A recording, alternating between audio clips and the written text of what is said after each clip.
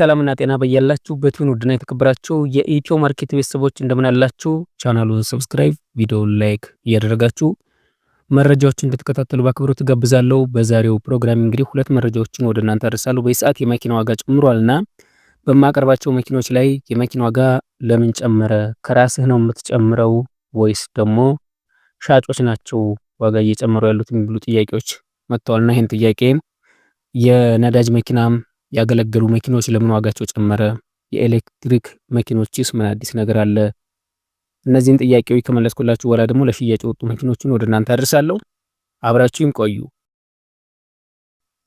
በዚህ ሰዓት እንግዲህ ሱዚክ ዲዛይርን ጨምሮ ቪትስ እና ኮሮላ እና ሌሎች መኪኖች ላይ የዋጋ ጭማሪ አለ። በተለይ ሱዚክ ዲዛይር እንግዲህ 2022 ሞዴል እስከ 3,600,000 አካባቢ ድረስ 3,200,000 ጀምሮ እየተጠራ ነው ያለው። በተጨማሪም ቪትስ 2004 ሞዴል 2,200,000 አካባቢ እየተሸጠ ነው ያለው። ከዛ በታችም አለ። መኪናው አቋሙና ይዞታው ይወስነዋል። በተጨማሪም ኮሮላም ሌሎች መኪኖችም ዋጋቸው ጨምሯል። እንዳጠቃላይ የነዚህ ምክንያቶች ምንድናቸው የሚለውን ወደ እናንተ አደርሳለሁ። በኢትዮጵያ ውስጥ እንግዲህ የመኪና ዋጋ የመጨመር ዋና ምክንያቶች ተብለው በሰዓት የሚታሰቡት ከፍተኛ የኢምፖርት ግብር መኖሩ ነው። አንደኛ ላይ መኪና ከውጭ ሲገባ የሚከፍለው የኢምፖርት ግብር እጅግ ከፍተኛ በመሆኑ የመኪና ዋጋ በቀጥታ አሳድጎታል ማለት ነው። መኪኖች ዋጋቸው እንዲጨምር ያደረጋቸው አንደኛ የኢምፖርት ግብር ነው። ሁለተኛ ከፍተኛ ቀረጥ እና ተጨማሪ ግብሮች ለምሳሌ ቫት እና ሌሎች ተጨማሪ ክፍያዎች በመጨመራቸው መኪናው ወደ ገበያ ሲደርስ ዋጋው እንዲጨምር አድርጎታል ማለት ነው። እነዚህ በከፍተኛ እና በዋና ምክንያቶች የሚጠቀሱ ናቸው። ሶስተኛ የኢትዮጵያ የብር የመግዛት አቅም መቀነስ ነው። የብር ዋጋ ከውጭ ምንዛሬ ጋር መቀነሱ መኪናን ከውጭ ለማስገባት ውድ አድርጎታል ማለት ነው። የኢትዮጵያ ብር የመግዛት አቅም መቀነስ መኪናን ከውጭ ለማስገባት ውድ አድርጎታል ማለት ነው። ይህም በመጨረሻ በገበያ ላይ መኪናዎች ሲመጡ ውድ አድርጎ ከሚያቀርባቸው ምክንያቶች አንዱ የብር የመግዛት አቅም ነው። ሌላው ዝቅተኛ አቅርቦት መኖር ነው። ሰፕላይ ዝቅተኛ አቅርቦት የመኪና አቅርቦት እጥረት ሲኖር ጥያቄዎች ከአቅርቦቱ በላይ ሲሆኑ ዋጋም በተፈጥሯዊ መንገድ ይጨምራሉ ማለት ነው። በተለይ ኤሌክትሪክ መኪና ኢቪ ላይ የግብር ቅናሽ መኖሩ ለኢቪ መኪኖች ዋጋ ዝቅ እንዲል አድርጎታል። ለምሳሌ የነዳጅ መኪኖች የበለጠ ግብር እንዲከፍሉ በመደረጋቸው ዋጋቸውን ውድ እንዲሆን አድርጎታል። ለምን ያገለገሉ መኪኖች ዋጋቸው እየጨመረ መጣ የሚል ጥያቄ ሊኖር ይችላል። በአሁኑ ሰዓት በኢትዮጵያ ያገለገሉ መኪኖች ዋጋ መጨመሩ ብዙ ምክንያቶች አሉት።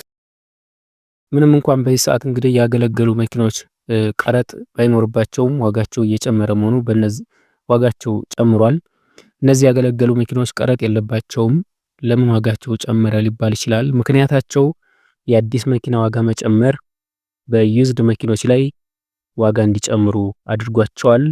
አዲስ መኪኖች ዋጋቸው ከፍ ሲል ሰዎች ያገለገሉ መኪኖች ላይ ትኩረት ስለሚያደርጉ ይህም ፍላጎት እየጨመረ ዋጋ እንዲጨምር አድርጎታል ማለት ነው። የነዳጅ መኪኖች ላይ የተጣለ የኢምፖርት ገደብም እንዲሁ ተጠቃሽ ይሆናል። የነዳጅ መኪኖች ወደ ሀገር ውስጥ መግባታቸው መገደቡ በገበያ ውስጥም ከፍተኛ የአቅርቦት ችግር እንዲኖር አድርጎታል ማለት ነው። ዝቅተኛ አቅርቦትና ከፍተኛ ፍላጎት ሲጣመሩ የአገለገሉ ወይም የነዳጅ መኪኖች ዋጋቸው እንዲጨምር አድርጓቸዋል ማለት ነው። በቃ ከዚህ ጋር የኢምፖርት መቀነስ ያው ተገድበዋል ወደ ሀገር ውስጥ እንዳይገቡ። በአጠቃላይ የመኪና ኢምፖርት መቀነሱ በገበያ ላይ ያለው መጠን አሳንሶ ዋጋ እንዲጨምር አድርጎታል ማለት ነው። የብር የመግዛት አቅም መቀነስም እንዲሁ የብር ኃይል መውደቅ፣ የውጭ ምንዛሪ የሚጠይቁ እቃዎች ውድ መሆን፣ ይህም በመኪና ዋጋ ላይ ቀጥተኛ ተጽዕኖ አሳድሯል።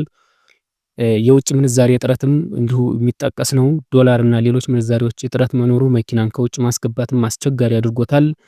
ሌላው የጥገና ወጪ መጨመርም እንዲሁ በመኪናው ዋጋች ላይ ዋጋ እንዲንር አድርጎታል ማለት ነው። የመኪና ክፍሎችና የጥገና ወጪ መጨመሩ ያገለግሉ መኪኖች ላይ ዋጋ እንዲጨምር አድርጓል። በአጠቃላይ ግን ዝቅተኛ አቅርቦት፣ ከፍተኛ ፍላጎት፣ የምንዛሪ እጥረትና የዋጋ ግፊቶች ተደርጎባቸዋል። ያገለገሉ መኪኖች በኢትዮጵያ ገበያ ዋጋቸው እየጨመረ በይሳት እንዲቀጥል ሆኗል ማለት ነው። እንግዲህ ከብዙዎቹ በጥቂቶቹም ይሄን ይመስላሉ እንግዲህ ከዛሬ ወር 2 ወር አካባቢ ከቻይና በተለይ ኤሌክትሪክ መኪና አምራች ጋር ቻይና ያወጣችው ፖሊሲ አለ። እሱም እንዳለ ሆኖ በኢትዮጵያ ውስጥ በሀገር ውስጥ ያሉ ችግሮች በመኪናው ላይ ዋጋ እንዲጨምሩ አድርጓቸዋል ማለት ነው። እነዚህ ናቸው ከብዙ ከጥቂቶቹ እነዚህ ናቸው ችግሮቹ። የቻናል ቤተሰቦች አሁን ለሽያጭ ወደ ወጡ መኪኖች አልፋለሁ። በመጀመሪያ ደረጃ ወደ እናንተ የማቀርብላችሁ ሱዙኪ ኢቭሪ ለሽያጭ ወጣች። ይቺ በምስሉ ላይ የምታዩትን ሱዙኪ ኢቭሪ 2006 ሞዴል በኮድ 2 ሞተር ያልፈታ ቀለም ያልደረበም ንኪክ የሌለው ሱዙኪ ኢቭሪ ወደ እናንተ አቀርብላችኋለሁ ማለት ነው። 2006 ነው ሞዴሏ። ቆንጆ መኪና ናት። በ1,200,000 ብር ይችን ሱዙኪ ኢቭሪ መውሰድ ትችላላችሁ ተብሏል። ቀርባችሁ መደራደርና መኪናው የሚሆናችሁ ከሆነ መወሰን ትችላላችሁ። በሁለተኛ ደረጃ ወደ እናንተ የማቀርብላችሁ ሱዙኪ ሽፍት ነው። ይህ በምስሉ ላይ የምታዩት ሱዙኪ ሽፍት 2022 ሪል 10ኛ ወር ፉል ኦፕሽን የሆነች በአውቶማቲክ ትራንስሚሽን በኮድ 2C45 12000 ኪሎ ሜትር ብቻ የተነዳች ኮንዲሽን ሱፐር ኤክሰለንት በ3,400,000 ብር ለሽያጭ ቀርባለች። ቀርባችሁ መደራደር ትችላላችሁ። በተከታይነትም ወደ እናንተ የማቀርብላችሁ ለሽያጭ ወጣ መኪና ነው። ሃይወንዳይ ቱክሰን 2018 ሞዴል ትራንስሚሽን 8 ስፒድ አውቶማቲክ በኮድ 2 ስታንዳርድ ዱባይ የሆነ የባንክ ዕዳ ያለበት ነው። በነገራችን ላይ ሃይወንዳይ ቱክሰን በባንክ አማራጭ የቀረበ ነው። የምትፈልጉ በባንክ ሊመቻችላችሁ የሚችል ከፈለጋችሁ በካሽ መውሰድ የምትችሉት ሃይወንዳይ ቱክሰን 2018 ሞዴል 2,700,000 ብር ከፍላችሁ ባንክ 2 ሚሊዮን ብር ይመቻችላችኋል። አጠቃላይ ዋጋው 4.7 ነው ማለት ነው። ከፈለጋችሁ በካሽ መውሰድ ትችላላችሁ ይህን ሃይወንዳይ ቱክሰን። በተከታይነትም ወደ እናንተ የማቀርብላችሁ ቶዮታ ሪቮ ነው። ዲ4ዲ ደብል ካፕ ነው። 2017 ሞዴል ትራንስሚሽን አውቶማቲክ 77,000 ኪሎ ሜትር ብቻ የተነዳን በኮድ 3 ኢሮፕ ስታንዳርድ 2.4 ሲሲ ዲሴል ቱርቦ ፉል ኦፕሽን የሆነ 12,300,000 ብር ነው የሚባለው። ግጭት ግልብጥ የሌለው 2017 ደብል ካፕ ሪቮ ነው። 12,300,000 ብር ተብሏል። ቀርባችሁ መደራደርና ይህን መኪና ማየት ትችላላችሁ። እንዲሁም በተከታይነት የማቀርብላችሁ ለሽያጭ ወጣ ይሄም ቶዮታ ሲኤችአር 2017 ሞዴል ትራንስሚሽኑ 6 ስፒድ አውቶማቲክ በኮድ 2 30,000 ኪሎ ሜትር ብቻ የተነዳ ፉል ታይፕ ፔትሮል ስታንዳርዱ ኢሮፕ ነው። ስታተስ ብራንድ ኒው አዲስ ማለት ይቻላል። 30,000 ኪሎ ሜትር ብቻ የተነዳም ሲኤችአር 2017 ኤ6 ስፒድ አውቶማቲክ ነው። በ4,400,000 ብር ለሽያጭ ቀርቧል። ድርድር አለው። ቀርባችሁ መደራደር ትችላላችሁ ነው የተባለው።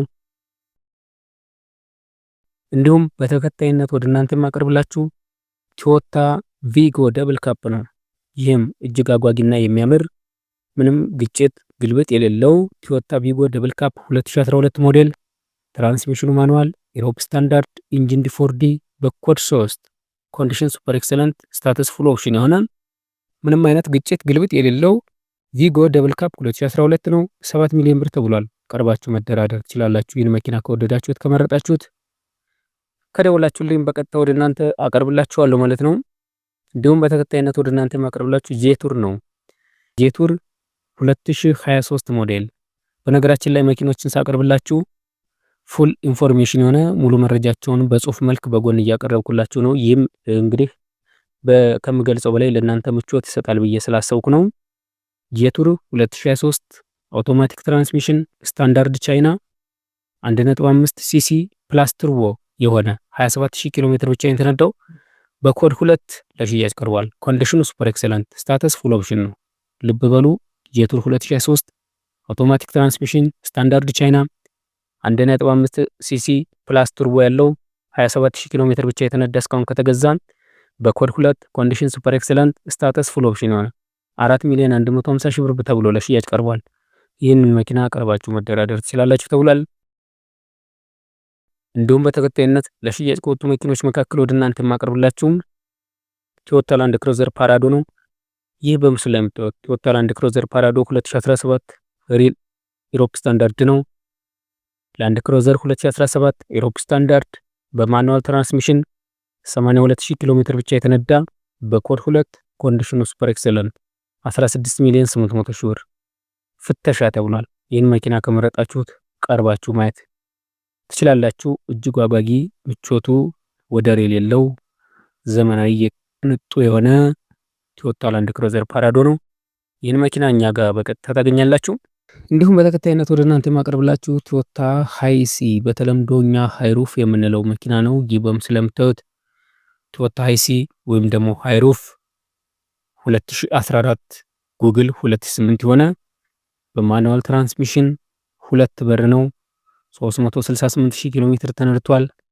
ታርጋ ቁጥር 3 ኦሮ 73 የሆነ ሞተር ያልፈታ ምንም አይነት ችግር የሌለበት ሃይሩፍ 2008 በጉግል 2014 በሊብሬ ትራንስሚሽን ማኑዋል 2 በር 368000 ኪሎ ሜትር ብቻ የተነዳ በኮድ 3 ኦሮ 73 ለሽያጭ ቀርቧል።